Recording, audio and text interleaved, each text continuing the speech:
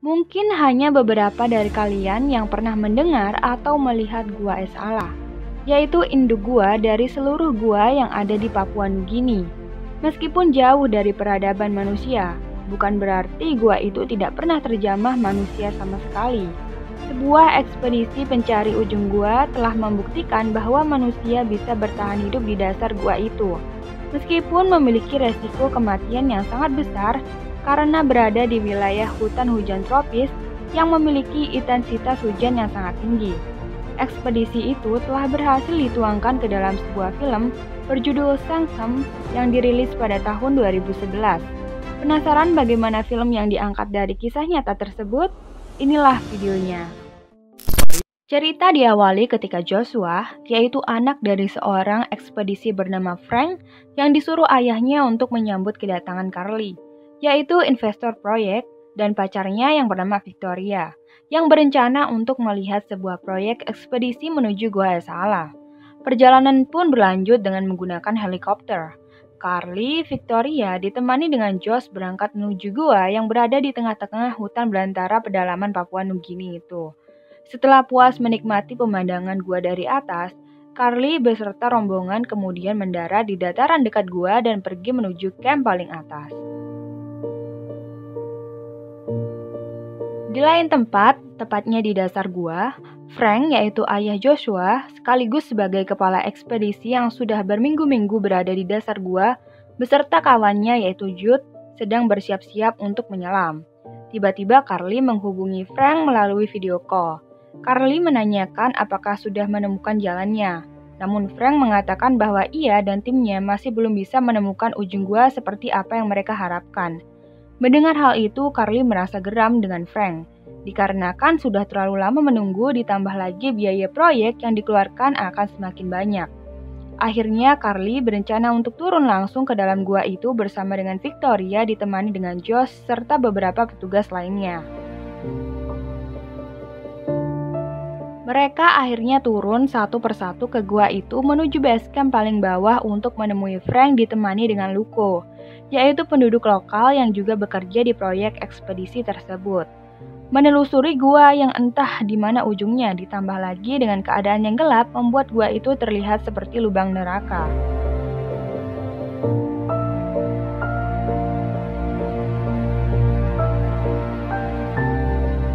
Dan sebelum mereka tiba di base camp, Frank bersama dengan rekannya yaitu Jude mencoba untuk menelusuri sistem baru yang ada di dasar gua dengan cara menyelam, diikuti dengan sebuah proyektor yang merekamnya dari belakang.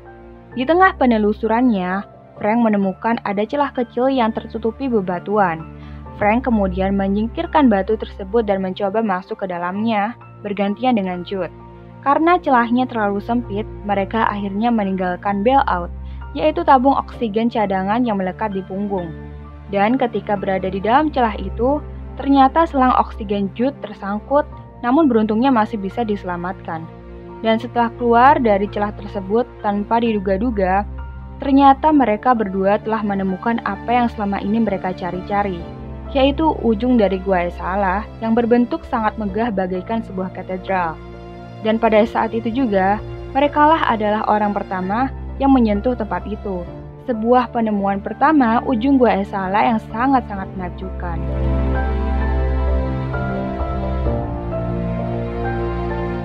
Selang beberapa waktu ketika mereka hendak kembali ke base camp, ternyata tangki udara milik Jude bocor akibat tersangkut tadi. Karena masih sangat jauh dari permukaan, akhirnya Frank pun membantunya dengan cara berbagi masker udara selama beberapa detik. Karena kepanikan yang sangat luar biasa, Jude menahan masker udara itu terlalu lama. Frank berpikir bahwa hal tersebut dapat menghabiskan tangki udara miliknya. Daripada keduanya yang tewas tenggelam, akhirnya Frank melepaskan paksa masker udara dari Jude dan mendorongnya. Sudah bisa dipastikan, Jude pun tewas seketika karena kehabisan oksigen. Di sisi lain, ternyata rombongan Joshua, Carly, dan Victoria sudah sampai di base camp. Kejadian kematian Jude ternyata disaksikan oleh mereka. Joshua pun sangat marah kepada ayahnya. George, yaitu seorang rekan kerja Frank, menjelaskan kepada Joshua bahwa apa yang dilakukan ayahnya adalah hal yang tepat dan sangat heroik Karena berbagi masker di dalam air merupakan kondisi yang sangat fatal.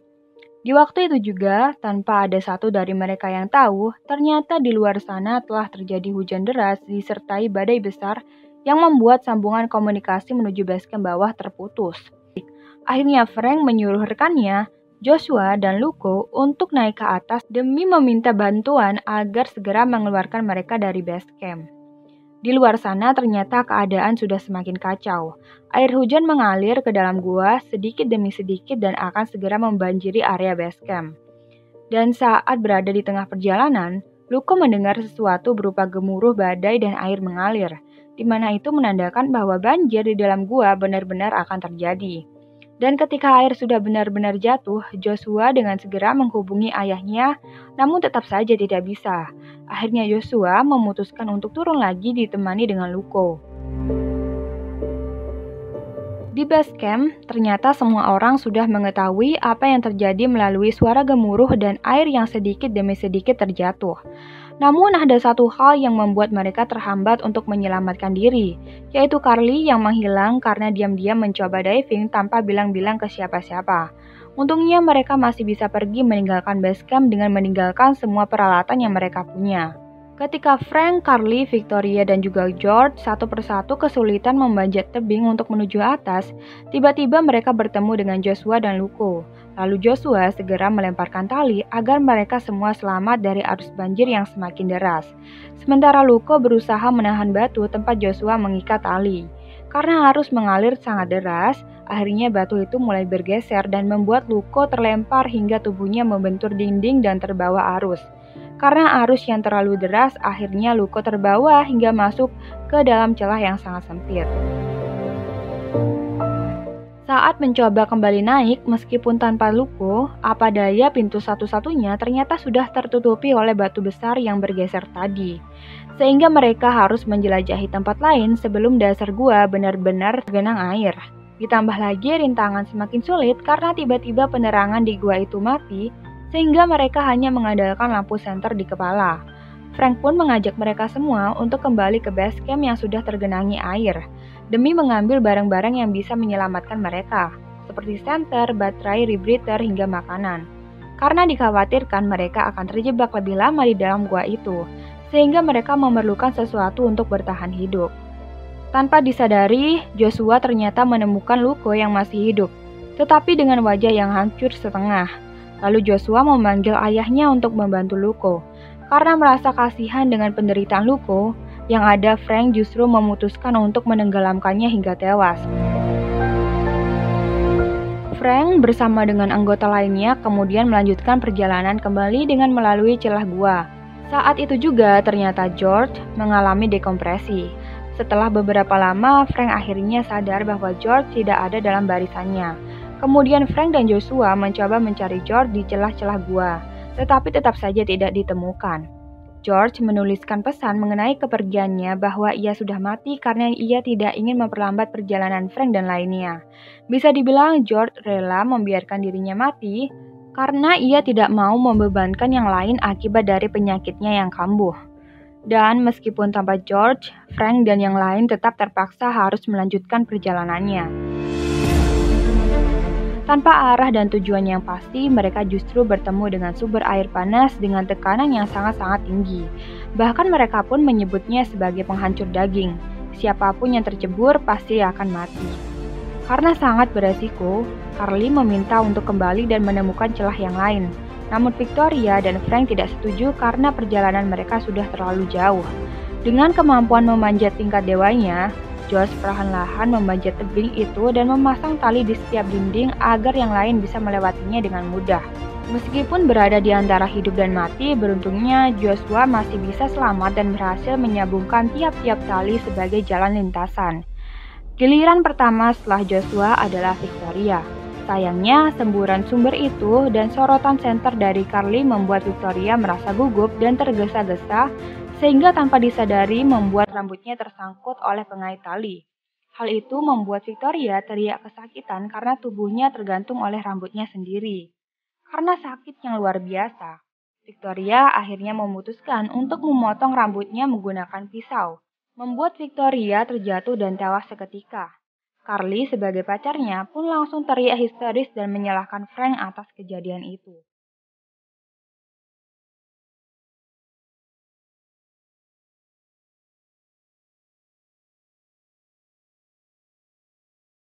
Setelah beristirahat, mereka kembali melanjutkan perjalanan.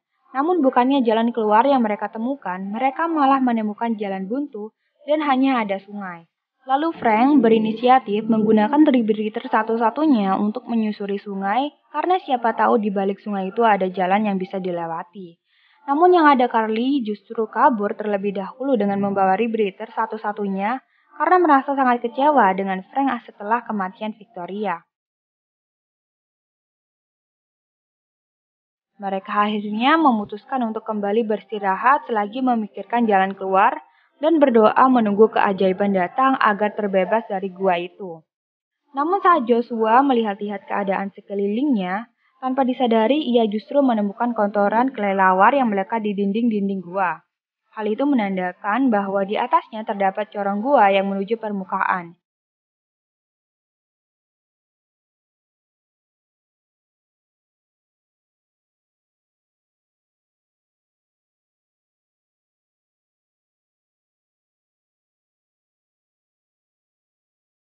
Dan setelah sekian lama, akhirnya mereka bisa melihat cahaya matahari lagi. Tetapi meskipun begitu, mereka masih belum sepenuhnya berhasil keluar dari gua itu. Mereka masih harus melewati gua kembali demi menuju jalan keluar yang sebenarnya. Dibekali dengan sebuah obor yang mereka buat dari bahan bakar tank bekas perang, akhirnya mereka memasuki lorong gua lagi, berusaha menemukan arus sungai yang menghubungkannya dengan lautan. Di lorong gua itu, ternyata mereka berdua bertemu dengan Carly yang terdampar karena kehabisan oksigen, ditemani dengan mayat-mayat rekan mereka yang sebelumnya telah mati. Carly lalu meminta maaf dan memohon kepada Joshua dan meminta sebuah makanan karena merasa lapar. Lalu Frank tidak menghiraukan Carly dan mengajak Joshua untuk kembali melanjutkan perjalanannya lagi. Karena merasa kesal dan tidak dianggap, tiba-tiba Carly dari belakang menyerang Frank hingga mereka berdua berkelahi.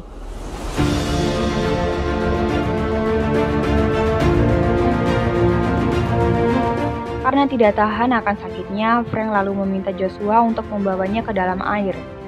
Frank lalu meminta Joshua meringankan rasa sakitnya dengan cara menenggelamkannya ke dalam air, sama seperti apa yang Frank lakukan kepada Luko dan juga Jude waktu itu. Mau tidak mau, Joshua rela melakukan hal itu demi kebaikan ayahnya juga. Joshua akhirnya pergi meninggalkan ayahnya yang sudah mati sambil membawa bailout beserta senter kecil dan stick glow in the dark yang ditemukannya yang ternyata milik mayat Jude yang tergeletak di lorong gua itu. Dan di tengah penyelamannya, tiba-tiba lampu senternya mati. Ia pun lalu menggunakan sedikit cahaya yang berasal dari stick glow in the darknya tadi. Setelah senter yang mati, tiba-tiba pula oksigen dari bailout itu juga habis. Josh lalu menyiasatinya dengan menghirup gelembung udara kecil yang terperangkap di langit-langit gua. Dia melakukan ini sesaat demi sesaat, namun selang beberapa lama Joshua ternyata sudah tidak kuat lagi karena terlalu lelah. Di saat ia hampir putus asa dan mau menyerah, tiba-tiba ia melihat kilauan sinar matahari yang menandakan bahwa permukaan lautan sudah semakin dekat. Lalu Joshua kembali menguatkan diri dan berenang secepat mungkin mengikuti sinar cahaya matahari itu. Dan benar saja, usaha dan pantang menyerah tidak akan pernah mengkhianati hasil. Joshua akhirnya berhasil muncul ke permukaan laut dan menghirup udara bebas lagi. Ia kemudian langsung berenang dan merangkak menuju pantai. Terlihat ada beberapa orang yang segera menghampiri dan menolongnya. Dan cerita pun berakhir.